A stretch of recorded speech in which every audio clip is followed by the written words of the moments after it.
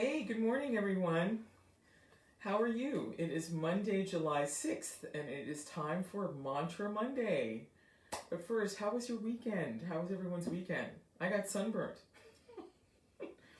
I got sunburned because I was laying in the pool and not paying attention. And the sun is extremely hot right now. It's about 90 degrees. What was I thinking? So, put on a little aloe vera. And we're okay. We're okay today. So I hope that you exercised caution this weekend. And speaking of the sun, did you notice that segue? Today's verse is from Bhagavad Gita, chapter 10, verse 21. And it's called Opulence of the Absolute. And this one talks a lot about the sun. So I just want to, what I love about these mantras and what I love about this exploration in yoga and in bhakti yoga is how it just opens up the whole universe.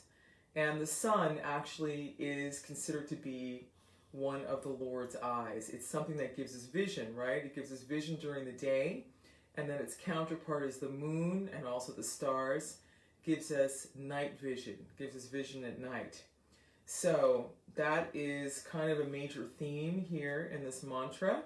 So let us get to it. And as always, I will post the Sanskrit, the synonyms, the translation, and the purport on this page, usually about 9:30. So if you want to study it more, you can. Okay, here we go. Ādityānām aham viṣṇur, jyotiṣāṁ ravir aṁśumān, marīcir marutām asmi, nakṣatrāṇām aham śaśī. Isn't that beautiful? I'm going to read it again.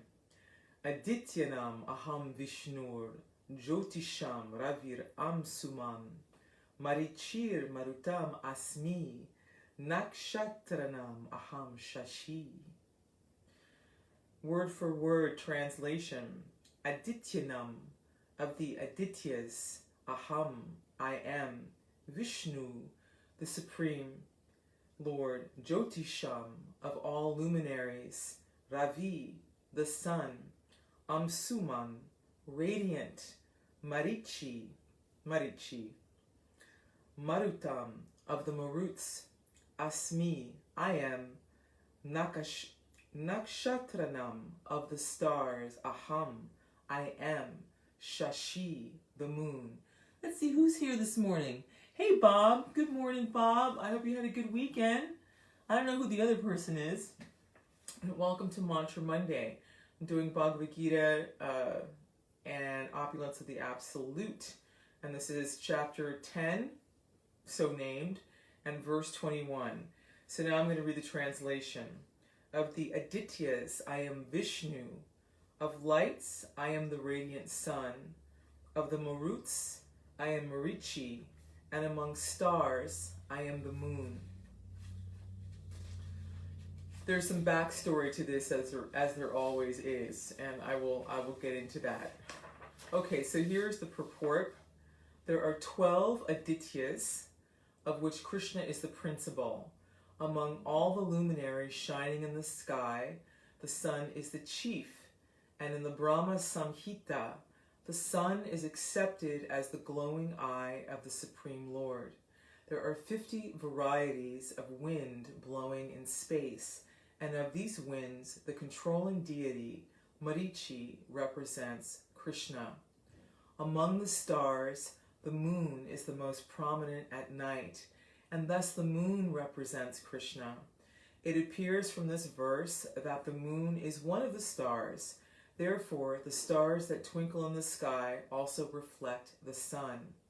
The theory that there are many suns within the universe is not accepted by Vedic literature.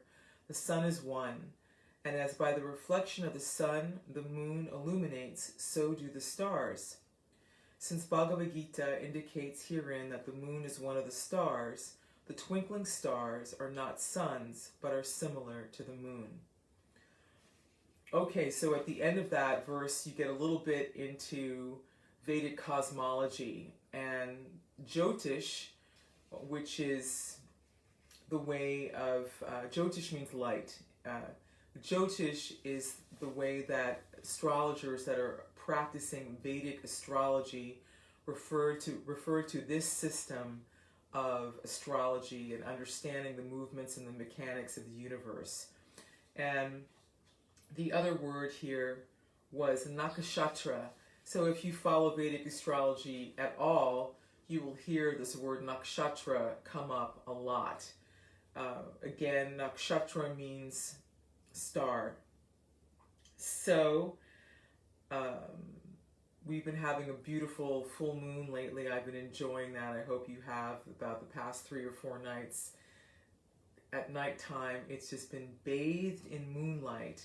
And so the moon is also considered to be, as I mentioned at the beginning of this live stream, the moon is also considered to be one of the eyes of the Supreme Lord.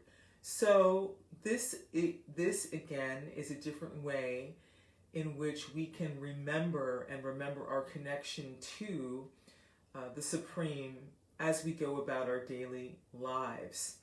And as such, I want to talk about the Ādityas, the 12 Ādityas. So I did a little research because I've been hearing this verse for decades now. But this is the first time where I actually said, wait a minute, I've just been taking this for granted. Shh, Noah, quiet. It's my doggy. Who are the Ādityas? And what does Kṛṣṇa mean when he says that he is the principal?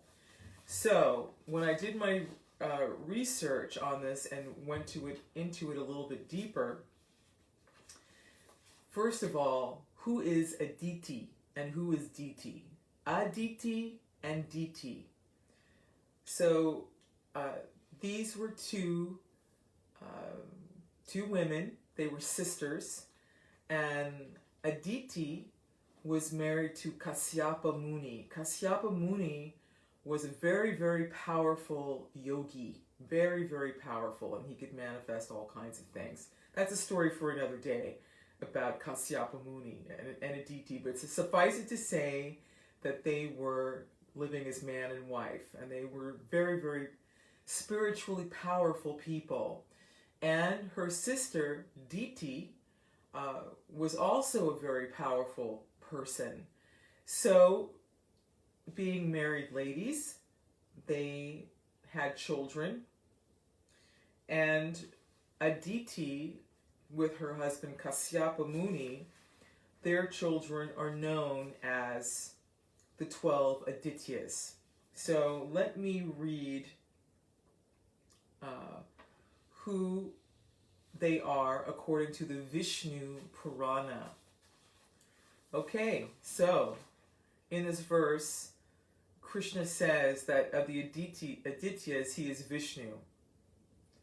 So the first Āditya is Viṣṇu. The second one is Āryamān. The third is Shakra. The fourth is Tvashtir. The fifth is Varuna.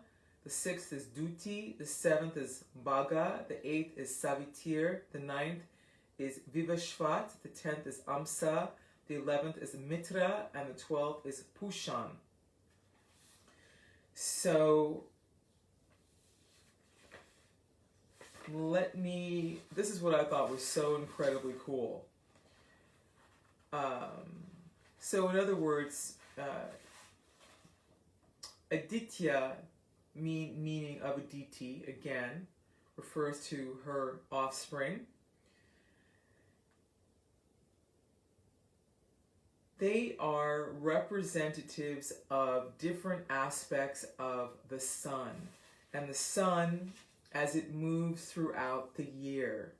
Of course, in the Vedic system, there is a lunar calendar. They follow the cycles of the moon, much in the way most people have been doing it forever before the Roman calendar. And so when you get into it and you get into the names of the different months and when they start, the calculation is a little bit different than ours. In other words, there's about 2 weeks, it differs from ours by 2 weeks, but still, it's still a cycle of 12. And so, there's 12. 12 is a big thing, right, in the heavens. There's 12 apostles, there's 12 months of the year, and there's also 12 Ādityas. So, there is another description in the Rig Veda, and the Rig Veda I talked about, a couple of months ago now, when I was talking about the qualities of, or the difference between, someone who is on the righteous path of yoga, or I should say a bhakti yogi, and someone who may be using the path of yoga simply to gain power. That was a whole discussion. The Ādityas have been described as bright and pure as streams of water, free from all guile and falsehood, blameless and perfect. So the Ādityas are a class of deities, meaning that they are endowed with a lot of power. They are manifestations, again, of different aspects of the Supreme Lord. So what does Viṣṇu mean? Viṣṇu means all-pervasive. It's a description of the Lord in his aspect as being all-pervasive. So that's not really a new concept to us. We'll say, God is everywhere, he is omniscient, and he is omnipresent. So this is another way of explaining that. But how practically is he all present? Again, this is practical stuff. So he is present there in the sun, he is present in the moon. He's present in a lot of other things, but of course today this is what we're talking about. So Viṣṇu is described, or I should say Viṣṇu is described, and Viṣṇu is the maintainer of the universe. So as I mentioned last week, it's very easy to create things, and it's all too easy to destroy things. The hardest thing to do is to maintain things, to make sure the sun rises at the same time every day, that the sun sets at its scheduled time, that the moon, goes through its cycles, that the earth rotates on its axis, that the tides go in and the tides go out, even several times a day, that the seasons appear at their scheduled times. All these different things are regulated by Lord Viṣṇu. So, of course, it's fitting that Lord Viṣṇu would be one of the first, would be the primary Āditya, since he is Narayan, he is the original person. So, to continue on with the description, this class of deities has been seen as upholding the movables and the immovable Dharma. Ādityas are beneficent gods who act as protectors to all beings, who are provident and guard the world of spirits and protect the world. In the form of Mitra Varuna, the Ādityas are true to the eternal law and act as exactors of debt. In the present day usage in Sanskrit, the term Āditya has been made singular in contrast to Vedic Ādityas, and are being used synonymously with Surya, the sun. The 12 Ādityas are believed to represent the 12 months of the calendar and the 12 aspects of the sun. Since they are 12 in number, they are referred to as Dvadash Ādityas. The 12 Ādityas are basically the monthly suns, which is the ancient word for the earth-moon base center for the lunar month. These are also called the 12 Purushas, pertaining to the 12 lunar months of the year. Here the months refer to the lunar months. In astronomy, the lunar months with the solar Sankranti is said to have an Āditya or a Purusha. In other words, a personality attached to it. In other words, Viṣṇu maintains, or Viṣṇu, this aspect of Viṣṇu is present, is prominent, depending on what time of the year and what cycle the lunar calendar that we are going through, because of course here we are, basically in high summer, approaching the summer. So the sun is a lot stronger in the month of July. Of course, it's even stronger in the month of August. And then as we start to get to the end of August and September, the strength of the sun starts to wane, and so forth, as we get to October, and then we get to the harvest, and then we are in the winter months, November and December, where the sun, is at its weakest point, right? At least here in this part of the globe, and then gradually it comes back. Okay, so I just thought that was very, very, very cool, because it helps us understand how everything is connected, and that this is not some, again, pie in the sky philosophy, that there is a practical way in which we can wake up and remember that we are not alone. I found this further, Ādityas as nakṣatra devatas. Ādityas are responsible for the proper functioning of the universe, and in Hindu cosmology they are given lordship over celestial constellations called nakṣatras in Jyotiṣ. Nakṣatras are forces of universal intelligence, which are intertwined with the birth-death cycle of life, identity of all created beings, events, and day-to-day consciousness in our lives. Ādityas manage the shakti, or the energy, of the nakṣatras, or the stars. Here are a few examples. Okay, Bhaga. So you will remember last week that I was talking about Bhagavan, that Kṛṣṇa is, another name for Kṛṣṇa is Bhagavan, because he possesses all wealth. So here, number one, it says Bhaga has lordship over Purva Falguni Nakshatra. Bhaga is bestower of fortune. Bhaga in Sanskrit means a portion. So our portion in life is regulated by this divine celestial being. Many a times this is relegated to fortunate marriages, or fortune from marriage, and partnerships. It is also a very worldly nakshatra, bestowing divine intelligence with respect to worldly gains in life. Beings born when Purva Falguni is rising in the east are literal physical manifestations of this energy. So what does this mean? This means that if you were fortunate enough to be born at this time of year, when this Aditya, when this aspect of the sun is present, you are going to be fortunate.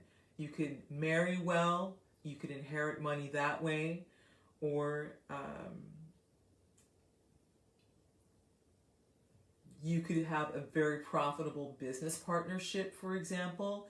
In other words, you've been given some expertise in how to gain wealth, create wealth, gain wealth in this very, very worldly sphere. Okay, number two, Aryama, the god of patronage, is an Aditya who is the lord of Uttar Falguni Nakshatra, and is suggested by the name. A person born under the auspices of Aryama finds many lucky opportunities with benefactors in their lives, among many other qualities that are possessed by this divine being. Okay, so this is another situation where you may not necessarily have that gift or that shakti, of making a lot of money through a business partnership or through marriage, for example, but people give you opportunities, or people may give to you in charity. In other words, you've still been born under une bonne étoile. That's what they say in France, which is interesting, that you've been born under a good star, which is interesting, right? So, we have this knowledge, in our memory. You know, it may be very receded back, but we have inklings of this thing. So the wonderful thing about the Vedas and in their detail is that they bring this knowledge forth clearly for us to focus on. Okay, 3. Savitur rules over the Hasta nakṣatra and is the cheerful Ādityā who manages worldly skills and artistry, handiwork of all kinds, from needlework, pottery, making to technical skills, industry, sleight of hand, of pickpockets. Magicians and Reiki masters are all blessed by the divine intelligence and the benevolence of this Ādityā. So there you go. There's another talent. You know, some of it may be a little shady. Being a pickpocket, I wouldn't have thought of that, sleight of hand. But magicians and healers who practice Reiki, needlework, people who do fine kind of artwork that requires skill using their hands. Mitra rules over the Anuradha nakṣatra, and they are the peacekeepers of this world. Interesting. I wish there was a little bit more information about that. I might have to do some searching, but that is wonderful. Actually, I did see something else about Mitra. That's Mitra. Yeah, Mitra is about truth, truthfulness in dealings. So he is also like a witness.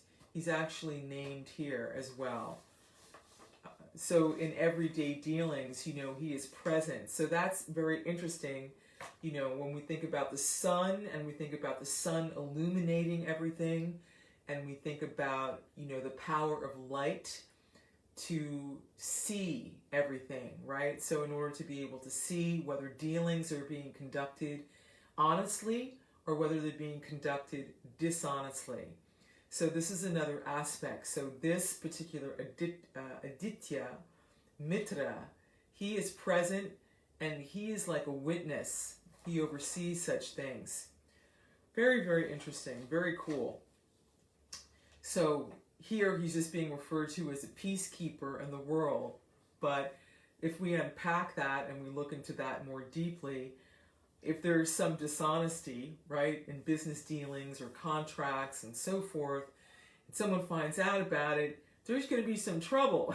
There's going to be some arguments. So yes, you can say, universally speaking, that Mitra is the peacekeeper of the world because his job is to uphold part of Dharma, right? We talk about Dharma a lot here on Mantra Monday. And one of the pillars of Dharma is truthfulness, is satya. Truthfulness in speech, truthfulness in actions. Okay, then there's another detail here about Varuna.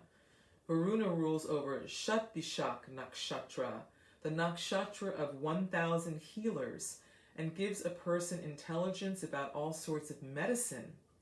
Varuna, as its ruling Ādityā, is the Lord Keeper of law. Hence, themes of crime and punishment, law and order fall under his rulership. Varuna in the Rig Veda is to be feared and not taken lightly. So these are just a few examples. As he said, here are a few examples. We haven't gone through all 12 examples. This makes the Vedic Ādityas not some conceptual, abstract, or mythological characters in a storybook, but part of the visible cosmology and everyday realities of our daily lives. We manifest these qualities in our lives, and as such, are part of the divine ourselves. That's beautiful. That's beautiful right there. So, you know, we have, well, I couldn't say it any better, you know, we have this interaction and we're reflections. So in all these ways, you know, in these gross ways and in these more subtle ways, psychological ways, and again, transactional ways, and in terms of our occupation, in terms of our varna. Varna is the word for occupation in Sanskrit. The sun plays a role in that. Let me see. Do you have a question? I'm going to take a sip of my morning beverage. You know, even in yoga practice, right? There's a sun salutation that is done. Sun is a big player.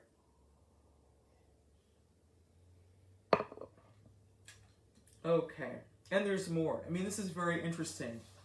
And then it gets into how this idea, you know, is an Indo-Iranian idea. I mean, how this idea migrated to other countries. Well, things that we would consider other countries as well. But it's very, very interesting. I'm kind of a history geek, and I love this type of thing.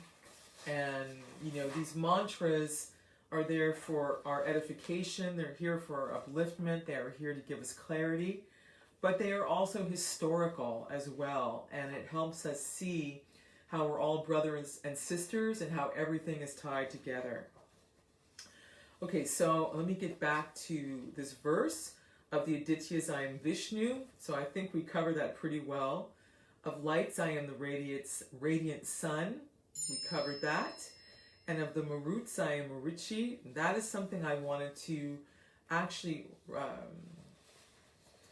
research a little bit more, because it is mentioned here that there are 50 different types of winds in the sky, you know, in the universe. So that's pretty interesting. So if anyone's into weather, anyone's into the Weather Channel, or anyone is a meteorologist, you know, things get so precise in the Vedas and in the Vedic cosmology that they can narrow. No, I can not narrow it down. Well, narrow it down, but they can narrow it down or explain to you in detail how many types of winds there are. So you get a little bit of a glimpse of this when you get into the 10th canto of the Srimad Bhagavatam, that starts to deal with the Leela going around Govardhan Puja. That is a festival that happens in November. But suffice it to say that Indra, who in Greek mythology is known as Zeus, was not happy. He was supposed to be getting a certain kind of a sacrifice, and he wasn't getting it. Every year, the cowherd men would bring, you know, grains and different things, you know, to satisfy Lord Indra. But Kṛṣṇa stopped them, and they said, you know, you should only be worshiping me. Don't worry about Indra, you know. And so Indra became angry about that, kind of forgetting what his position was, and he sent torrential rains to flood and inundate, and different winds and different things like that, because he is also the controller of these different things in the heavenly sphere. So you start to get a little bit of a description there of you know, what these forces are and who the personalities are behind them. So essentially, everything is alive. I think the takeaway from this is to understand that the earth is a very happening place. There is a lot going on here. There is a lot going on, you know, in the atmosphere. There's a lot going on everywhere, you know, in the water, things that we can see and things that we cannot see. And we have the possibility of having relationships with all these different aspects of our environment. And, you know, it behooves us to become more sensitive and to become more respectful, because there's actually a personality on the other end of the elements and the different things that we have unfortunately been taught to take for granted here in the West, and particularly in the United States. What else can I say about that? Obviously, indigenous cultures, you know, in cultures like Hawaii, Native American cultures, and so many other cultures who had a much closer relationship with the earth, they recognized, they may call these things by different names, doesn't matter. They recognized that they were not alone. They recognized that they were dependent.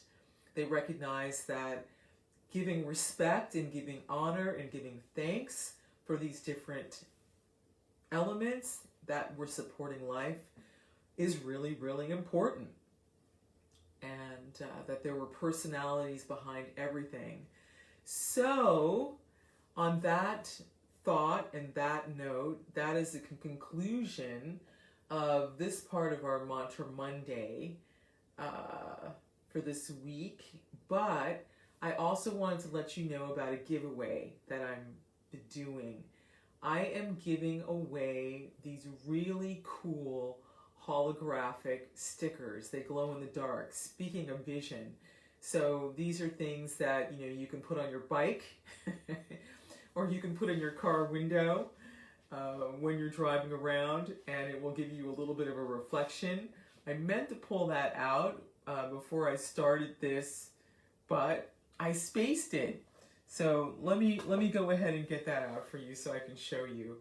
And if you want one, just send me 55 cents. You can send me 55 cents at paypal.me/ahaṁ, and of course send me your address, and I will send you one of these stickers. They're hella cool. Okay, hang on one second. Let me show you.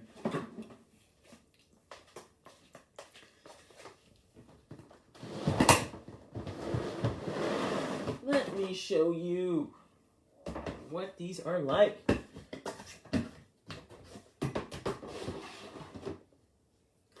Where are my little stickers? Where are my stickers at?